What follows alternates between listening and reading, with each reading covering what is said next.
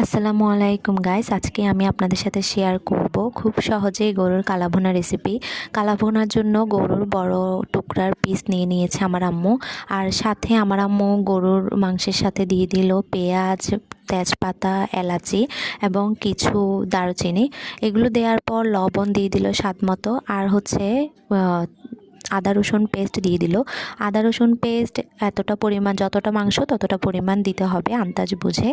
এরপর হচ্ছে আমার আম্মু একে একে হলুদের গুঁড়া 1 চামচ, তারপর হচ্ছে মরিচের গুঁড়া। আমরা মরিচের গুঁড়াটা একটু বেশি পরিমাণে ব্যবহার করেছি, কারণ আমরা ঝালটা একটু বেশি পছন্দ করি। তারপর হচ্ছে সরিষার তেল দিয়েছে। সরিষার তেলটা দেওয়ার চেষ্টা করবেন, এতে ফ্লেভারটা খুবই ভালো আসে। সয়া সস দিয়ে দিল, আর সাথে দিয়েছে বেশ কিছু টমেটো সস। তারপর হচ্ছে আমার আম্মু টমেটো সসের পর রাঁধুনি গুঁড়া যে কালাভুনা মশলাটা আছে সে মশলাটা দিয়ে দিল। সব কিছু উপকরণ ভালোভাবে মিশিয়ে চুলায় জাল দেওয়ার জন্য বসিয়ে দিয়েছে। আমরা এটা প্রায় 1 ঘন্টার মতো জাল দিয়েছি, যতক্ষণ না মাংসটা সফট হয়ে যায় ঠিক ততক্ষণ পর্যন্ত।